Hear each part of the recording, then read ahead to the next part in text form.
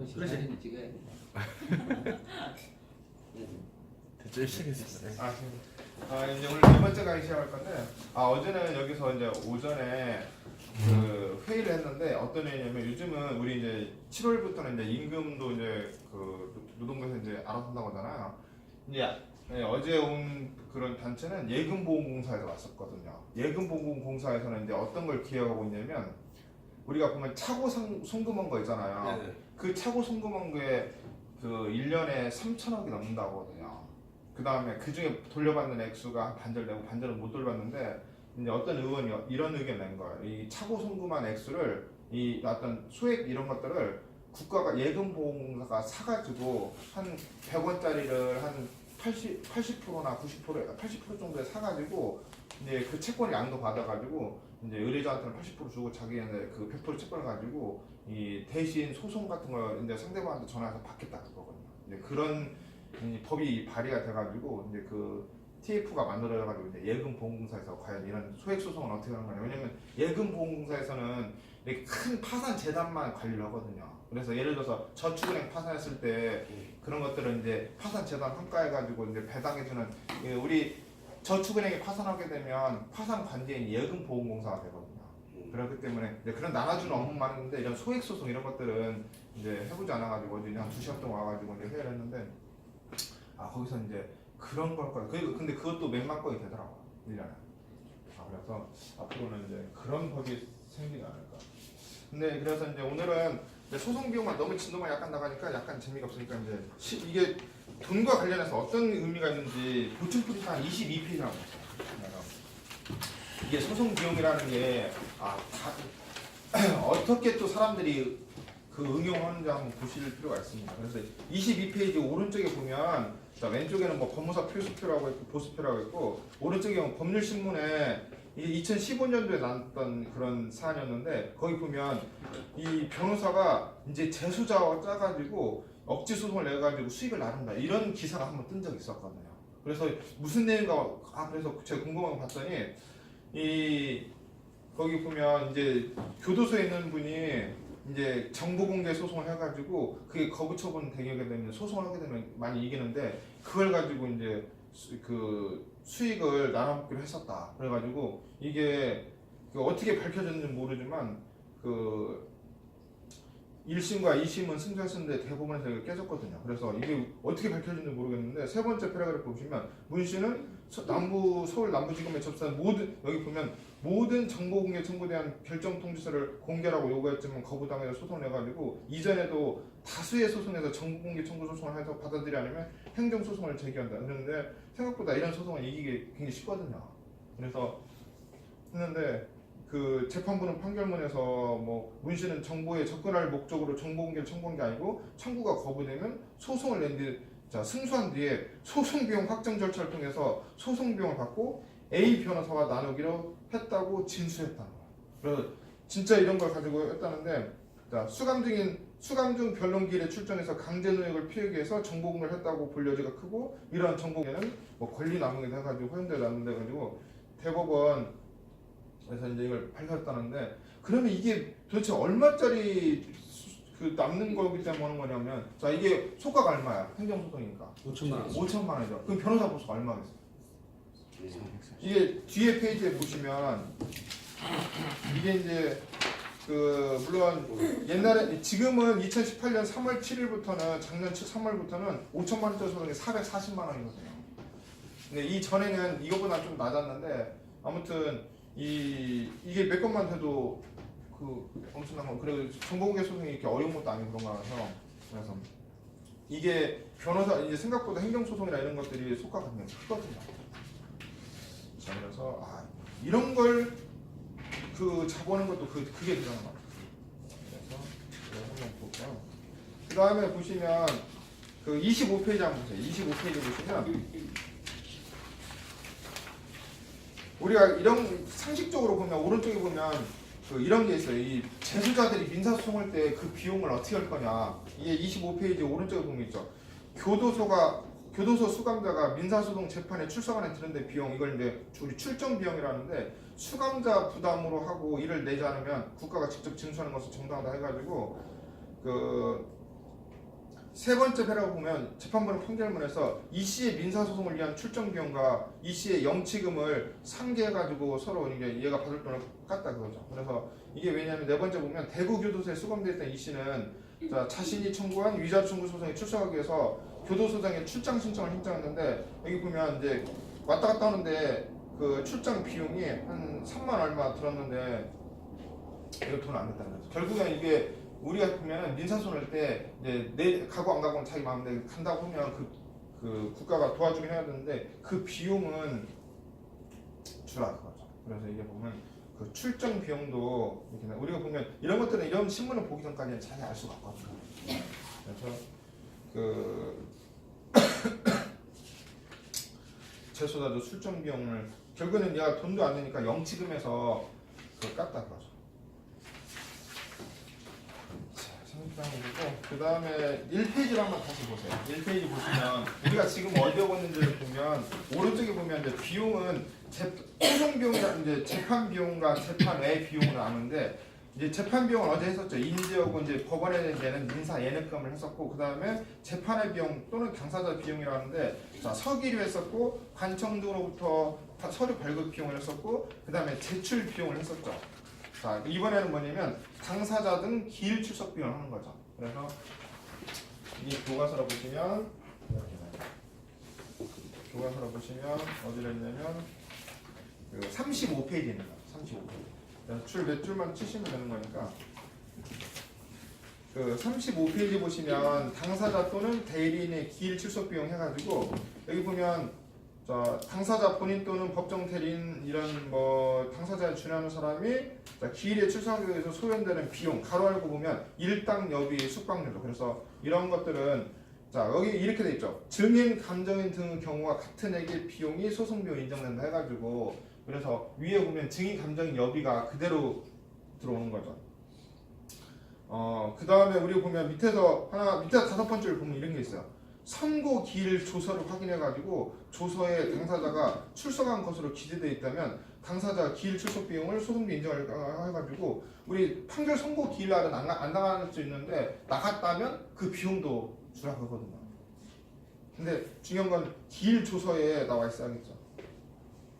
그 다음에 우리가 볼 건 뭐냐면 바로 그 36페이지 보세요. 36페이지 보시면 두 번째, 네 번째, 다섯 번째 줄 이런 거 있죠. 소송 대리인이 선임되어 있는 경우에는 소송 대리인의 기일 출석 비용을 일당 여비 숙박료도 소송 비용 된다. 이게 굉장히 중요한 점이에요. 그래서 예를 들어서 이제 저희가 제안하려다가 귀찮아서 나왔는데 우리 공단 같은 경우에도 보면 우리 변호사 보수가 이제 내부적인 보수표가 있잖아요. 근데 여기다가 이 변호사가 그 출석을 했을 때 이 비용도 받을 수 있거든요. 근데 일반 변호사들은 이게 미묘하기 때문에 하루에 뛰어봤자 5만 원 뭐 이렇게 몇만 원이 안 되잖아. 근데 우리 공단은 이게 7만 원, 그 13만 원짜리가 꽤 많거든요. 근데 이게 두 번만 출석하면 얘를 앞서버리는 거거든요. 그래서 이게 우리 보면 이렇게 돼 있죠. 소송 대리인이 선임돼서 나가는 경우에도 이거 일당 여비 숙박료로 주라. 근데 뭐 청구를 남겠는데 우리 공단에서는 나중에 언젠가는 규범이 개정돼가지고 이제 이것과 출석 비용을 같이 청구해가지고 이제 이걸 소송 비용 확정 신청을 하는 날이 오겠죠. 이 비용이 되게 크거든요. 자, 그 다음에 이제 우리가 보면 이제 마법에 보면 법무사 보수죠. 자, 그래서 법무사가 여기 보면 우리가 뭐 많이 알 건 아니고 거기 보시면 그 당사자가 법무사로 하여금 이렇게 제출한 경우에는 자 거기 두 번째 줄 여기다 줄 치세요. 자 서기료, 도면 작성료, 제출 대행 수수료를 이제 주게 이제 소송비용 확정을 하게 되는데 생각보다 법무사 보수는 이거보다 더 많아요. 그래서 당사자가 의뢰자한테 주는 건 다 많은데 법에서 인정하는 것들은 서기료, 그 다음에 도면 작성료, 그 다음에 제출 대행 수수료 이 정도다 해가지고 법에서 이렇게 나와 있는 거죠. 자 그러면 여기 보면 우리가 37페이지에 여기 표가 있는데 이 표는 이제 옛날 표기 때문에 바꿔야 되거든요. 몇 페이지를 바꾸냐면 아까 22페이지 보세요. 22페이지 보시면 그래서 22페이지 그 왼쪽에 보면 표가 있잖아요. 이 표로 여기 37페이지를 바꿔줘야 되거든요. 왜냐면 이제 이게 법무사 포스표가 작년에 바꿨거든요. 변경됐기 때문에 그래서 거기 보면 37페이지 보면 옛날에는 30만 원이었지만 지금은 이제 저 22페이지부터 보세요. 22페이지 중요한 걸 보충 프린트 22페이지 보시면 이렇게 돼 있죠. 이 표로 바꿔야 되는데 우리가 보면 바꿔야 될 게 바로 그 뭐 40만 기본 보수가 40만 원이라는 거. 그다음에 그 위에 보면 이렇게 돼 있죠. 법원 검찰청에 제출하는 걸 가지고 소장 답변서 준비 서면 그다음에 그 보전 처분 집행 그다음에 개인회생 그다음에 파산 그다음에 여기 뭐가 들어왔냐면 자 굉장히 중요한 게 지급 명령이 들어왔어요. 지급 명령. 옛날엔 지급 명령이 밑에 칸에 있었는데 이제 지금은 법무사도 지급 명령 신청되면 40만 원 플러스 알파 이렇게 들어갈 수 있거든요. 그래서 지급 명령 옛날에는 이제 비판이 많았거든요. 그다음에 뭐 소가를 선정할 수 없을 때는 5천만 원 본다. 그다음에 그 밑에 양가로 2번 보면 우리 간다는 거 있잖아. 항소장, 상소장, 그 다음에 여기 보면 자 여기다 보세요. 소송비용 확정 신청서 이런 것들은 자 얼마짜리냐면 18만 원짜리야. 그래서 법무사가 소송비용 확정 신청 하나 써주면 18만 원 플러스 알파를 받는 거죠. 그래서 이 위에 건 좀 난이도 높은 거고 밑에 건 이제 단순한 거 이게 기준이 다르죠. 그 다음에 2번 보면 법원 검찰에 제출하는 각종 문화를 요하지 않는 걸 가지고 심지어는 자 보면 뭐 판결 확정 송달증명 신청서 집행금 부여 신청 이런 것들도 3만 원이 들어가 있죠. 자 그다음에 기타 보수 우리가 이제 좀 뭐 봐야 될 게 이런 게 있는데 뭐 나머지 것들은 우리가 볼 게 없고 그래서 이 법무사 보수가 이제 기본적으로 40만 원부터 시작한다. 이 정도만 알면 되고 자 각주 37 본문 페이지 보시면 37페이지 보시면 맨 밑에 당구장 표시 정도만 보시면 표 밑에 이런 거 있죠. 이 표에 의한 법무사 보수에는 부가가치세가 포함되어 있지 않다 해가지고 부가세는 별도거든요.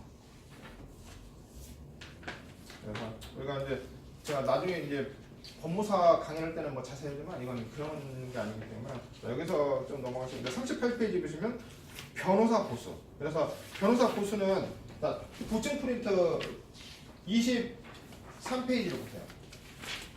거기 보시면 변호사 보수표도 우리 45페이지 보시면 변호사 보수표가 있는데 그 다음에 46페이지도 변호사 보수표가 있잖아요. 그래서 이 46페이지에다가 이 부분을 23페이지에 있는 부분을 이제 다시 또 보충을 해야 되거든요. 왜냐면 변호사 보수표도 바뀌었거든요. 그래서 23페이지 보충 프린트 23페이지에 있는 거 보면 이제 가격이 많이 또 올랐죠.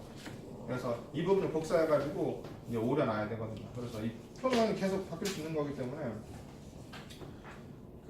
그래서 이제 가장 최신 표가 보충 프린트 23페이지에 있는 그거죠. 자 그러면 우선은 그 보충 프린트를 한번 먼저 보실게요. 거기 보시면 이 변호사 보수의 소송 비용 산입에 관한 규칙을 먼저 받을 필요가 있는데 우리가 보면 그 3조 정도를 먼저 보시면 돼요. 3조에 이렇게 돼 있죠. 산입할 보수의 기준 해가지고 보면 그거 있죠.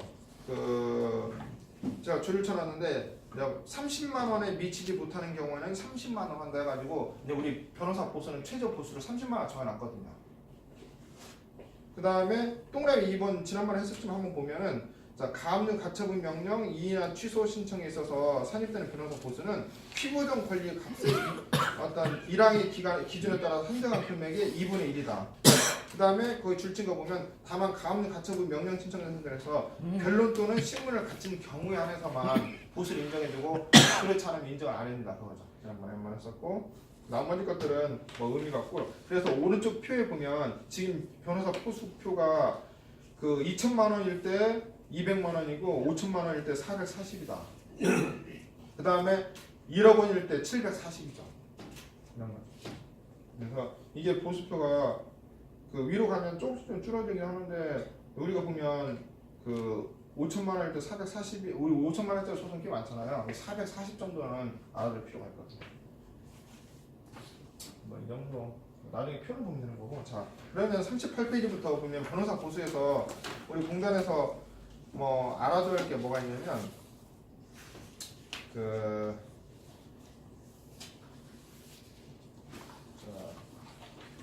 42페이지를 한번 보세요. 42페이지. 42페이지 그 가나다라 마마 사다의 사를 보세요. 사. 굉장히 중요한 거니까. 거기 보면 이렇게 돼 있죠. 변호사 보수 산입 규칙에 의해서 변호사 보수를 소송 비용에 산입할 수 있는 사건은 소송 비용의 확정 결정을 할 수 있는 사건에 한정되는 바 이게 중요하죠. 소송 비용 확정 결정에 대하여는 별도로 소송 비용 확정 결정 신청이 허용되지 않기 때문에 소송 비용의 확정 절차의 변호사 보수는 소송 비용에 산정할 수 없다. 그 다음에 설령 본안 사건의 변호사와 소송 비용 사건의 변호사가 달랐다 마찬가지다. 그래서 이게 뭐냐면 이런 거죠. 우리 보면 아까 이 만약에 소송 비용 확정 신청을 뭐 할 수 있잖아요. 이 사건을 법무사가 오면 얼마 준다고 했어요? 아까 보면 소송 비용 확정 신청 사건을 법무사가 오면 얼마 준다고 했어요? 18만 원 플러스 알파를 준다고 했잖아요. 물론 그보다 이제 더 있는데 그럼 변호사가 왔을 때 얼마 주냐? 이렇게 돼 있죠. 얼마 준다고 했어요? 자, 안 준다고 돼 있죠. 자, 그러니까 그 다음에 이게 설령 본안 변호사하고 그 뭐냐면 그 소송비용 확정 변호사가 따로 다르다 하더라도 안 주겠다 그러죠. 근데 그게 여기서 알 때 굉장히 중요한 게 뭐냐면 위에 보면 자 다시 보면 이렇게 됐죠. 소송비용의 확정 절차의 변호사 보수는 소송비용 산정할 수 없다 이렇게 나와 있는데 거기다 이제 보충 프린트 해놓고 거기다 꼭 별표 하나 해주시고 2017나 20891이니까 여기다 별표를 주시고 어떤 표를 보충할 거냐면 이제 굉장히 중요한 의미가 있는 게 하나 있어요.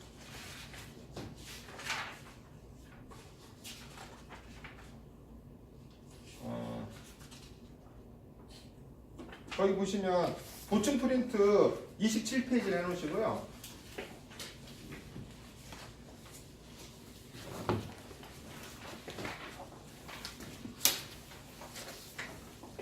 자, 27페이지 보충 프린트 27페이지 한번 보세요. 여기 보면은 자 이게 뭐 하급심이긴 하지만 굉장히 의미 있는 거니까 보시면 이렇게 돼 있어.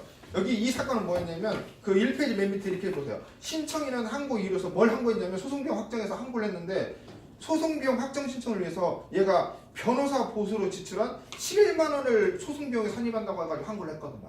자 그러면 우선은 이 사람이 이 법무사가 얘 변호사죠. 왜 11만 원을 주장했느냐? 그 이유가 뭐겠어요?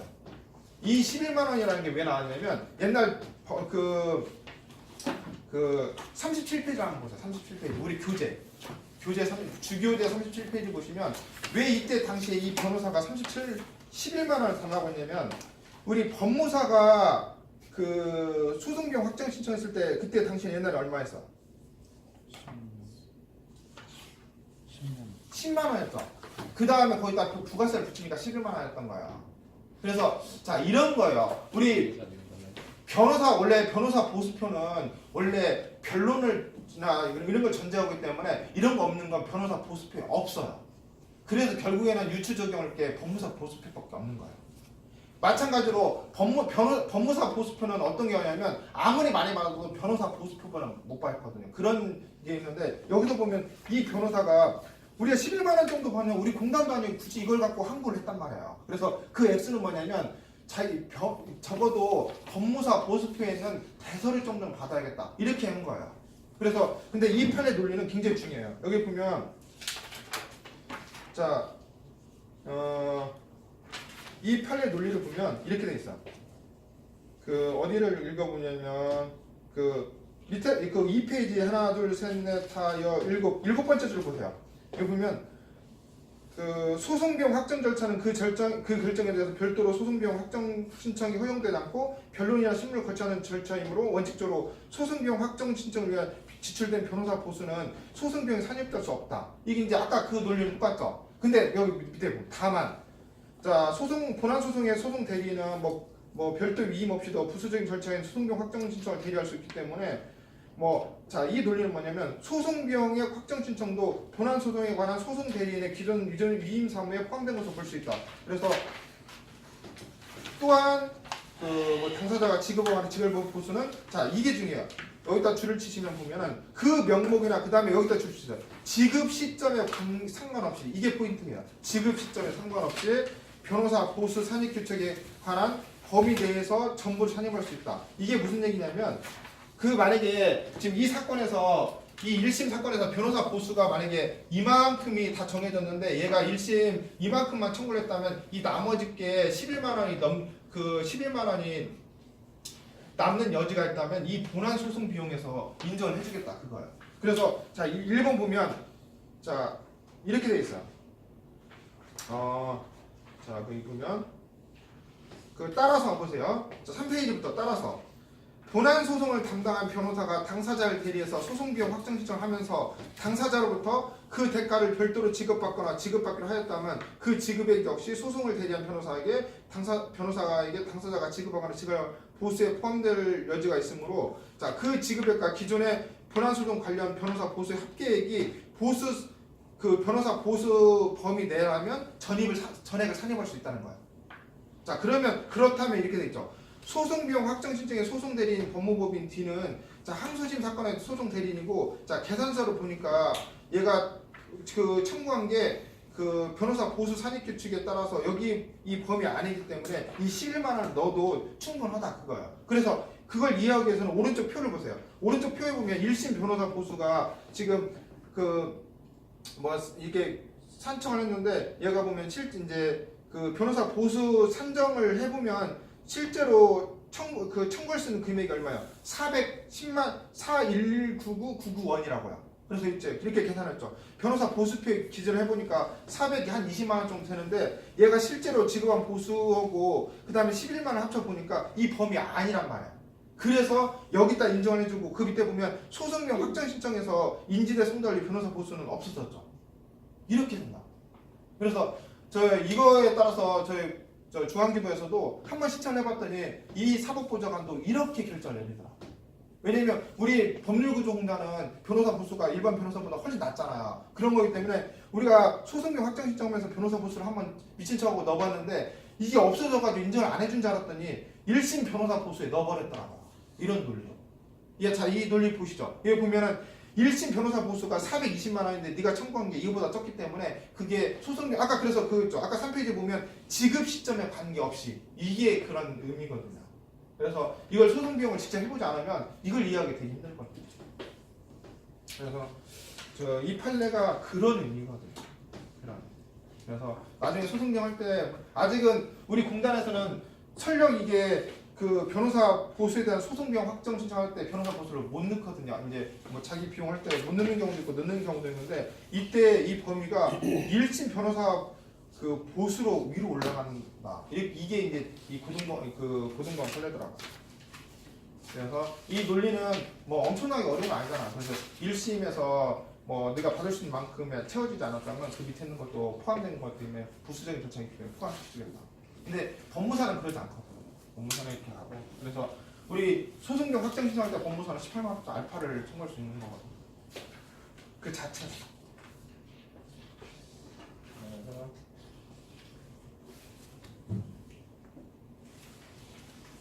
이게 바로 그래서 아까 그 주제라는 게 여기 보면 42페이지 한번 다시 보세요. 42페이지 보시면 그 4번에서 그 아까 이 서울 고등법원 판례를 갖다 놓으시고 거기다 보충을 해가지고 얘를 보충을 해주십니다. 여기가 실무에서는 꽤 의미가 있는 거기 때문에 4번 그 다음에 자, 그 42페이지는 A번도 비슷한 논리인데 우리 지급명령을 변호사가 신청했을 때 얼마를 받을 수 있느냐. 생각보다 어떤 변호사는 지급명령 신청하면서 보수를 아까 만약에 5천만 원짜리 지급명령 신청했을 때 만약에 440만 원을 우리 지급명령 비용을 어떻게 청구하죠? 지급명령은 이렇게 하죠. 맨 처음에 자기 이제 지급명령 신청할 때 그 지급명 비용 해가지고 이제 그 독촉 절차 비용 해가지고 인지 송달료 그 다음에 여기 보면 여기다가 이제 법무사 보수나 변호사 보수를 같이 청구할 수 있는 거거든요. 같이 청구할 때. 뭘 따로 청구하는 게 아니고 같이 청구하는데 자 여기서 문제는 뭐냐면 그러면 만약에 이걸 아까 법무사가 쓰면 얼마겠어요? 40만 원 플러스 알파잖아요. 근데 변호사가 쓰게 되면 이게 왜 문제가 되냐면 변호사 보수표가 없어요. 왜냐면 얘는 신문을 하는 게 아니기 때문에 변론을 하는 게 아니기 때문에 그래서 문제가 되는 거야. 그래서 이런 경우에는 거기 보면 이렇게 있죠. 지급명령 절차에서 지출한 변호사 보수의 인정 여부에 관련해서 여기 여러 견해가 있어요. 왜냐면 보수표에 없기 때문에. 그래서 근데 아까 이 43페이지 보시면 판례는 뭐냐면 민사소송 비용 규칙 2조 3항에 준해서 산정한 서기료만을 인정하는 것이 타당하다 가지고 대법원 판례는 아니지만 즉 이게 뭐냐면 법무사 보수표 정도만 주겠다. 이게 그래서 이런 게 있거든요. 그래서 이게 변호사 보수표는 이렇게 이렇게 뭐 변론이나 이런 거 했을 때 주는 건데 이런 거 안 했을 때는 서류만 작성했을 때 보수표가 마땅치 않아요. 그래서 그걸 법무사 보수표로 인용을 하는 거고 그다음에 법무사들도 보면 막 일을 막 많이 했을 때 암을 많이 했어도 변호사 보수표 이상은 넘어갈 수 없어. 이런 한계가 있는데 자 그래서 우선은 그 서기로만 인정해준다. 이게 이제 보통 하급심 판례고 그 다음에 우리 만약에 여기에 지급명령 신청할 때 이렇게 변호사 내가 만약에 그 비용을 변호사나 법무사나 이렇게 비용을 같이 청구하면 좋은데 만약 이걸 누락시키면 청구하면 나중에 청구할 수 있냐 이런 문제가 있잖아요. 거기 보면 이렇게 돼 있어요. 그 세 번째 줄 한편 지급명령은 뭐 민사소송법 104조 사건을 완결하는 재판에 해당돼서 법원이 직권으로 소송비용 재판을 하야하는 것이고 여기 보면 쭉 보면 없음으로 결론은 이거죠. 그 지급명령 절차에서 지출한 변호사 보수에 대한 소송비용의 확정 신청은 부적법하다 이런 판례가 있거든요. 그래서 이게 이제 하급심이긴 하지만 그래서 여기서 빠뜨리면 변호사 보수는 청구하지 못한다 이런 하급심 판례가 있어요. 그래서 우리가 보면 지급명령 신청할 때 보면 항상 이렇게 했잖아. 인지대 송달료 그 비용 같이 청구하잖아요. 근데 여기다 보면 이 변호사나 법무사 보수도 같이 청구해야 되거든요. 그래서 이것도 우리 공단에서도 양식을 바꿀 필요가 있습니다. 이제 변호사가 나 법무사가 했다. 근데 그건 이제 이 사람들이 전문가이기 때문에 결국엔 자기가 빠뜨리지 말아야죠. 일반인이니까. 그래서 우리가 볼 때는 변호사하고 관련된 건 이 정도가 꼭 필요한 지식이거든요. 나머지 것들은 자 44페이지 보시면 다섯 번째 줄 보면 이제 최저 한도가 30만 원이다. 이게 나와 있죠. 그래서 나머지 것들은 뭐 45페이지, 46페이지 이건 옛날 거고 그래서 46페이지에다가 새로 그 업데이트된 이제 5천만 원일 때 440만 원짜리를 갖다 하나 더 붙여놔요. 그래서 이게 언제냐에 따라서 보수가 달라지는 거예요. 그래서 의뢰자들한테 설명할 때 이제 최대 이 정도까지는 뭐 감수를 할 수 있다. 이걸 알려줘요. 그 다음에 뭐 나머지 것들은 자, 넘어가시고요.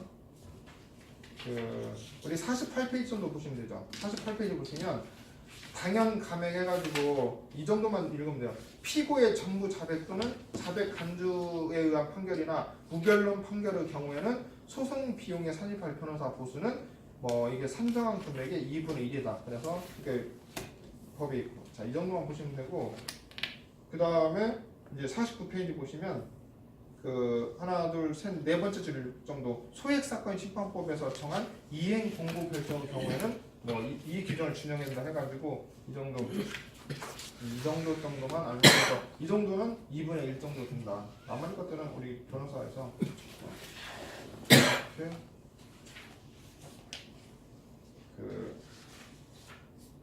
이렇게 나올까요? 그 다음에 이제 52페이지 정도 한번 보세요. 상식적으로 보면 이제 변호사들도 이렇게 이제 수임료를 많이 받을 수는 없잖아요. 그래서 어떤 약간 이제 수정이 되냐면 그 52페이지 두 번째 줄 보세요. 여기다 보면 이런 게 있어요. 성공 보수의 지급에 가름해서 소송비용 상환 청구권을 변호사에게 양도해요. 그래서 이게 성공 보수 일부 받거든요. 그래서 이게 이제 변호사들이 돈 모으는 방식이 하나죠. 그래서 나중에 이기면 소송비용 상환 청구권이 있기 때문에 그 채권을 양도받는 거예요. 이 정도 우리 이제 사회가 돌아가는 걸 알아야 되니까 이렇게. 그 다음에 뭐 변리사 보수 이런 것들도 필요 없고 그 다음에 보시면 55페이지부터 뭐 소송비용이 예납이나 국고 이런 것들은 뭐 법원 일이기 때문에 우력을 전혀 걸리냐. 그래서 여기서부터 어디까지 쭉 찢어버리면 그 뭐 의미가 없냐면 그 75페이지까지는 의미가 없는 거기 때문에 저는 이제 책을 그냥 거기 그냥 막 안 볼 의미가 없는 거기 때문에 그냥 쭉 찢어버리면 되거든요. 그래서 거기까지는 필요 없고 자 그래서 이제 76페이지부터 소송 비용 부담의 재판 있는 거죠. 자 그러면 자 우선은 이제 뭐 시간이 많지 않기 때문에 그 양식을 몇 개만 보게 되면 자 우선 125페이지 정도 보세요. 125페이지. 우리 소송 비용 확정이라고 할 때는 형태가 두 가지뿐이 없습니다. 그래서 125페이지 주교재 보시면 이렇게 돼 있죠. 거기 보면 소송 비용의 확정 신청할 때 보면 뭐 주문에 보면 뭐 금액은 얼마에 확정한다고 자 이유는 이렇게 쓰고 그래서 신청서가 이렇게 주문이 소송 비용액을 정해달라. 이게 이런 게 하나 있어요. 그 다음에 형태가 126페이지 보세요. 126페이지 보시면 소송 앞에 보면 그 앞에하고 차이점을 뭐냐 보면 이 주문을 보세요. 주문이 두 개 있는데 밑에 보면 뭐 소송 비용액은 얼마다 이 확정하는 건 똑같은데 그 위에 있죠. 자, 주문 첫 번째를 보세요. 신청인과 피신청인 사이에 어디 법원 어디 사건의 소송 비용은 누가 부담한다. 이게 하나 더 있죠. 이게 뭐냐면 위에 보면 이게 소송 비용 부담 재판이라는 거예요.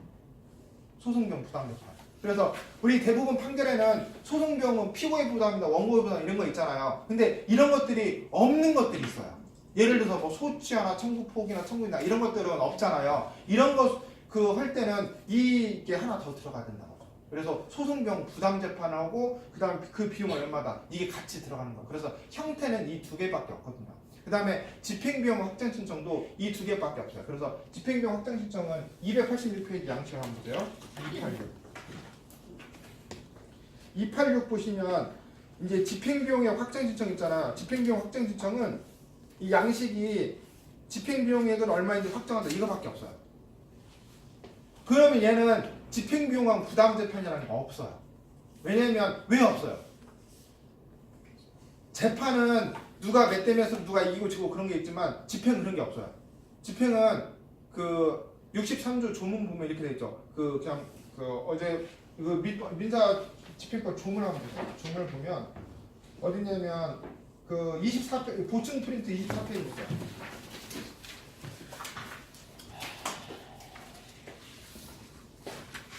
그 보충 프린트 24페이지 보시면 민사소송법 조문을 다 갖다 놨고 그 다음에 민사집행법 조문 딱 하나예요. 딱 하나인데 뭐라고 돼 있냐면 강제 집행에 필요한 비용은 채무자가 부담하고 그 집행에 의해서 우선적으로 변상받는다. 이게 조문이 끝이에요. 그런 거기 때문에 부담 재판이라는 자체가 없는 거예요. 근데 민사소송은 누가 이기고 지고 일부 지고 이기고 이런 거 있잖아요. 민사집행은 그런 게 없어. 그냥 무조건 강제 집행에 필요한 비용은 채무자가 부담한다. 이게 원칙이고 끝인 거예요. 다만 아까 지난번에 말했죠. 집행 비용이 가다가 절차가 중단하거나 취소되면 그건 누가 부담한다고? 채권자가 부담한다. 이 원칙도 있기 때문에 그래서 그 체제 286페이지 보시면 집행비용 확정 신청은 집행비용 부담 재판이라는 게 없어요. 무조건 누가 부담하는 거예요? 채무자. 그래서 그 아까 126페이지 보시면 이 소송은 이게 중간에 멈출 수 있고 그럴 때 필요한 건데 집행비용 그런 게 없기 때문에 양식이 집행비용 확정 신청은 딱 청구 취득 하나 있는 거고 집행비용 확정 신청은 이게 주문이 없는 것들은 이게 필요한 거고 그래서 다른 거다. 그래서 이게 하나는 소송비용 확정이라는 게 있고 집행비용 확정이라는 게 다른 게 있는 게 이런 시스템 그 효과가 달라져요. 자 그래서 이제 뭐 이번 주는 이 정도만 하고 다음 주 한 몇 번 더 하면 끝날 수 있기 때문에 예, 오늘은 명제를 보니까 이 정도만. 네, 수고하셨습니다.